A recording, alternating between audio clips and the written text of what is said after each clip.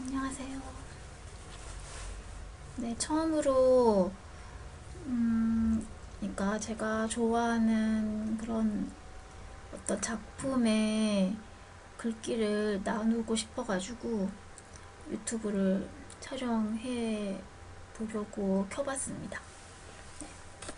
저는 그냥 줌을 많이 사용해서 줌 화면이 가장 익숙해서 또 실제 유튜브 하시는 분들은 어떻게 촬영하시는지 잘 모르거든요. 그래서 다 알아보고 이렇게 카메라로 잘 세팅해서 찍으면 좋을 것 같긴 했는데 그렇게 어렵게 시작하면 시작을 못할 것 같아가지고 그냥 익숙한 줌을 이용해서 촬영을 해보고 있습니다. 그래서 저는 좀 약간 예술을 좋아하는 것 같아요. 제가 하는 직업은 과학 교육인데 취미는 그런 과학만 하다 보면 사람이 좀 딱딱해지는 느낌이 있어가지고 좀 감성적인 거를 좋아해요. 그래서 취미로는 그렇게 뭐 소설이나 소설도 많이 읽고 그리고 뭐 연극 뮤지컬도 관람을 많이 하는 편이고 영화도 좋아하고 음악도 좋아하고 네, 그리고 시도 좋아하고 그렇게 좀 예술 작품? 그림도 좋아해요. 그래서 작품 읽으면서 좀 감동이 되는 글귀들이 있잖아요. 그런 거를 어, 좀 블로그에 정리를 하는 걸 좋아하거든요. 그래가지고 저랑 비슷한 그러니까 저랑 뭐 같은 작품을 읽고 어떤 생각을 하시는지 궁금하기도 하고 제가 하는 생각이나 느낌을 공유하고 싶기도 하고 해서 올려봅니다.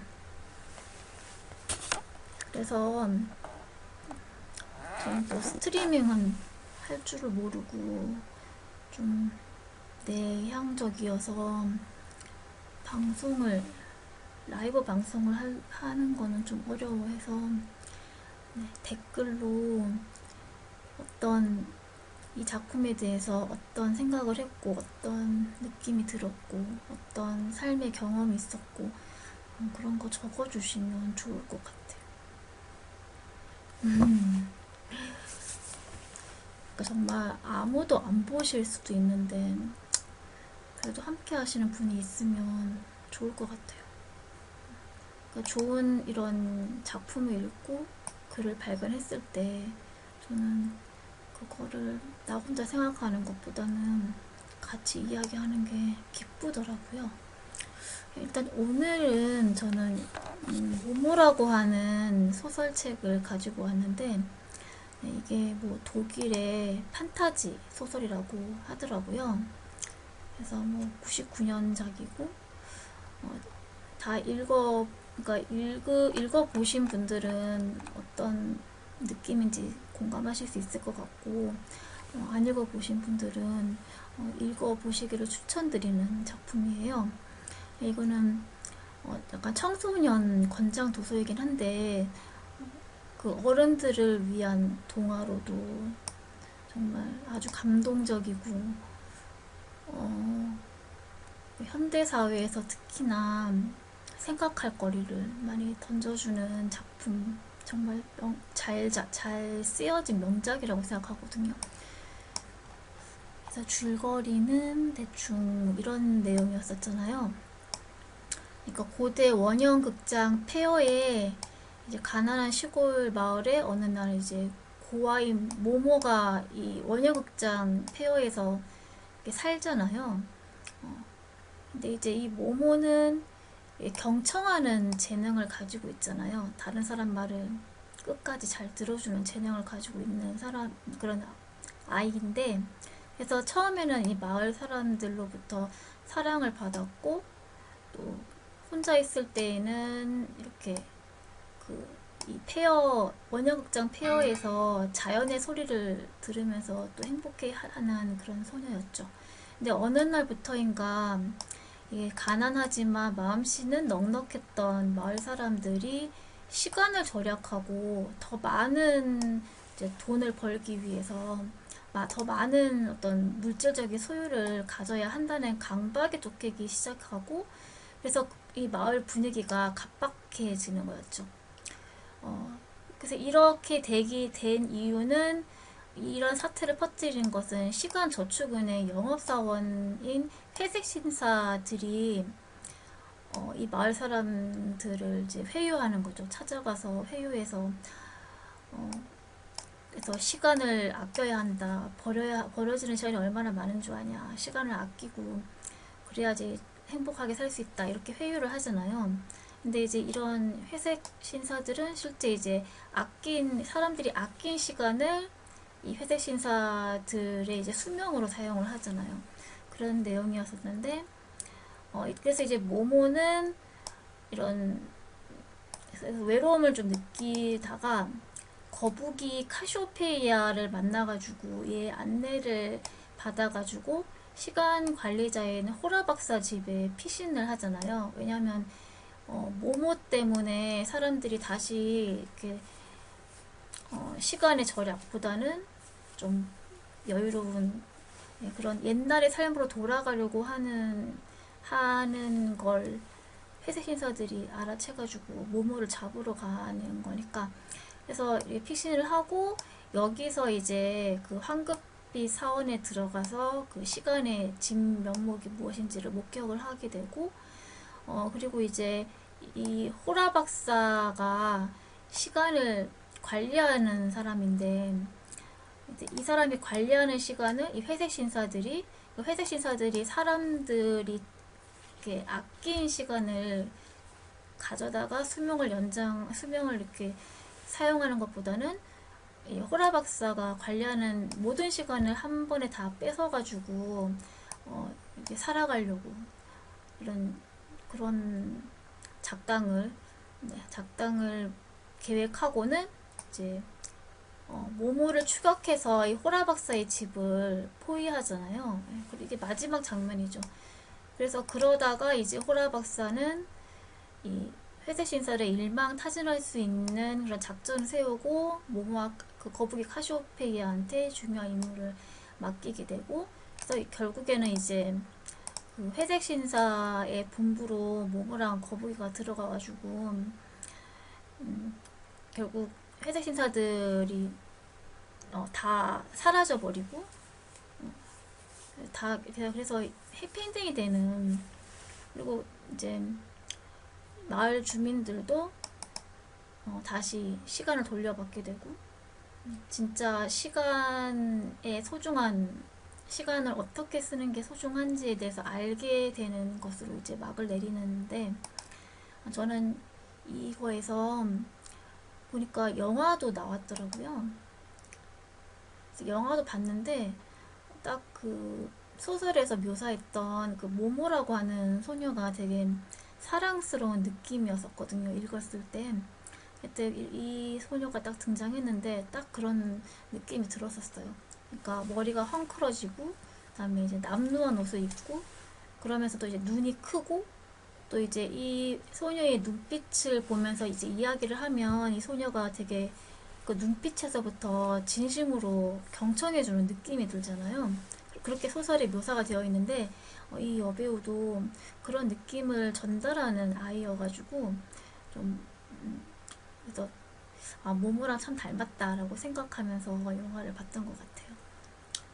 그래서 어쨌든 저는 모모가 되게 사랑스럽고, 그러니까 진짜 인생에서 중요한 게 무엇인지를 아는, 그러니까 다른 사람의 말을 경청해주고 사랑을 이렇게 주고받는 것이 돈을 버는 그런 것보다, 그러니까 시간을 아껴서 일을 열심히 해서 이렇게 집착적으로 돈을 버는 것보다 중요하다는 걸 알고 있는, 어떻게 보면 성인보다 더 인생을 많이 안 소녀.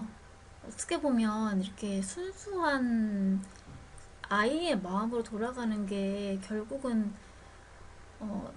인생을 살아봤을 때 그게 더 지혜로운 정말 소중한 행복이라는 가치는 거기에 있다 이런 생각이 들어가지고 그래서 우리가 살면서 점점 더 이제 성공하고 싶고 욕심이 나고 그러면서 주변 사람들에게 사랑을 베풀고 여유롭게 이렇게 마음의 여유를 가지면서 뭔가 도와주고 이렇게 하기가 더 그런 시간을 아까워할 수 있잖아요. 근데 실제로는 이제 그런 여유를 가지고 주변 사람들과 친절하게 사랑을 나누고 인사를 나누고 도와주고 하는 그런 게 진짜 행복을 주는 소중한 시간들인데 그런 것들을 어른이 되면서 더 놓치고 살아서 진짜 오히려 어린아이와 같이 생각하던 그러니까 좋아하는 사람들하고 같이 뛰어놀고 웃으면서 지내는 그런 어린 아이들의 순수한 어떤 그런 마음이 오히려 더 지혜롭게 사는 방법이 아닌가라는 생각을 하게 되었어요. 그래서 저는 블로그에 이 구절 마음에 들었던 구절 얘가 뭐뭐고 이게 회색 신사인데 마음에 들었던 구절을 한 두 구절 정도를 적어봤거든요. 저는 소설 이거 그러니까 마을 사람들이 회색 신사의 회유에 의해서 시간을 아끼기 시작하는 그 시점에서 등장했던 글귀였는데 이거 시간을 아끼는 사이에 실제로는 전혀 다른 것을 아끼고 있다는 사실을 눈치챈 사람은 아무도 없는 것 같았다. 아무도 자신의 삶이 점점 빈곤해지고 획일화되고 차가워지고 있다는 것을 알아차리지 못했다. 사람들은 이제 아이들을 위해서도 시간을 낼 수 없게 되었던 것이다. 사람들은 시간을 아끼면 아낄수록 가진 것이 점점 줄어들었다. 이것이 마음에 닿았던 문장이었어요. 그러니까 시간을 아껴서 그 시간에 열심히 일해서 돈을 많이 벌고 그러면 이제 돈이 많아지면 그걸로 행복하게 살 수 있을 거다. 이렇게 하면서 현재의 행복을 미루고 그렇게 각박하게 살잖아요. 근데 그렇게 아끼는 것이 실제로는 지금 나눌 수 있는 사랑과 지금 시기에 내가 누군가와 나눌 수 있는 행복하고 소중한 시간 이거를 아끼고 있는 거다라고 하는 거를 눈치채지 못한 어른들이 많은 것 같아서 저도 포함해서 그래서 정말 중요한 문장이다라는 생각을 했어요. 그리고 두 번째 문장은 이제 마지막에 이 회색 신사들이 다 사라지게 되고 이제 그래서 다시 마을 사람들이 소중한 시간을 되찾게 되었던 그때의 그 장면에서 쓰여진 글귀인데 어디에서나 사람들이 서서 다정하게 말을 주고받으며 서로의 안부를 자세히 물었다. 일하러 가는 사람도 창가에 놓인 꽃의 아름다움에 감탄하거나 새에게 모이를 줄 시간이 있었다. 노동자들은 일에 대한 애정을 갖고 편안하게 일할 수 있었다. 이제 중요한 것은 가능한 한 짧은 시간 내에 가능한 한 많은 일을 하는 것이 아니었다. 저마다 무슨 일을 하든 자기가 필요한 만큼 자기가 원하는 만큼의 시간을 낼 수 있었다. 시간이 다시 풍부해진 것이다. 이렇게 시간을 아낀다는 게 시간을 아끼지 않게 되면서 시간이 더 풍부해졌다라고 하는 게 되게 역설적으로 들렸는데 이런 말에 동의를 하게 되면서 공감을 했던 것 같아요. 그러니까 우리도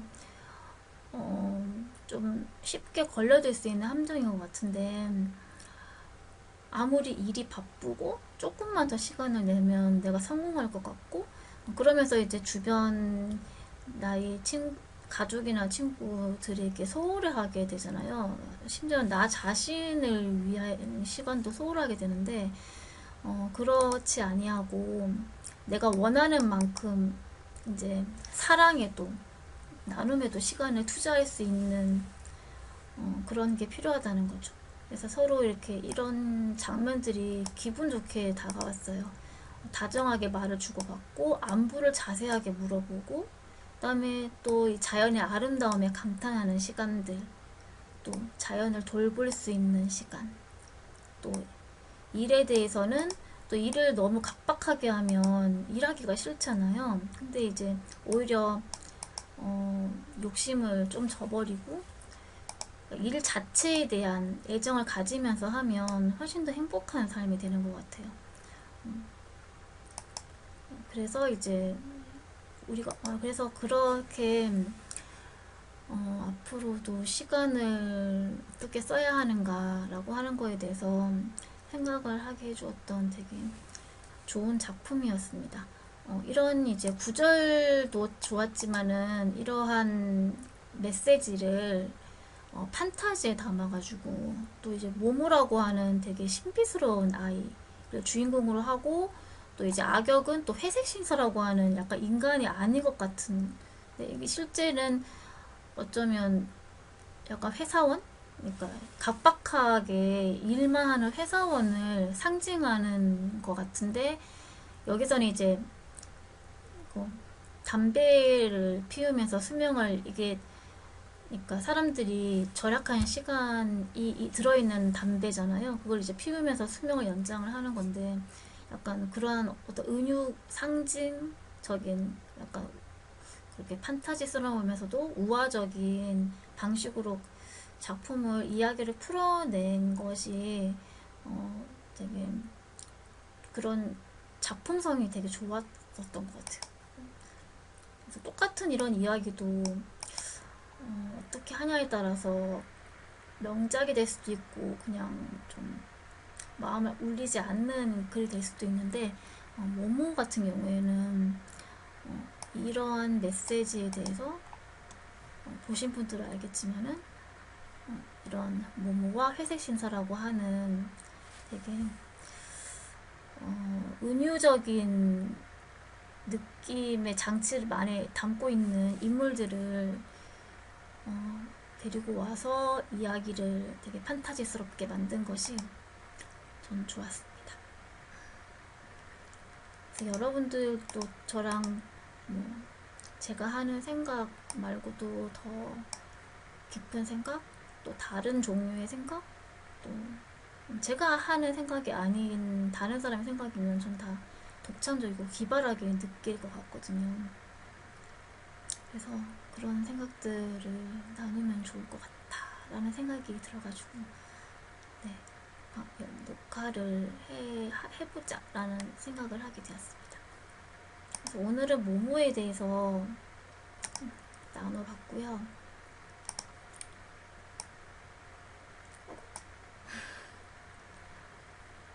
네, 그러면 다음에 또 만나요.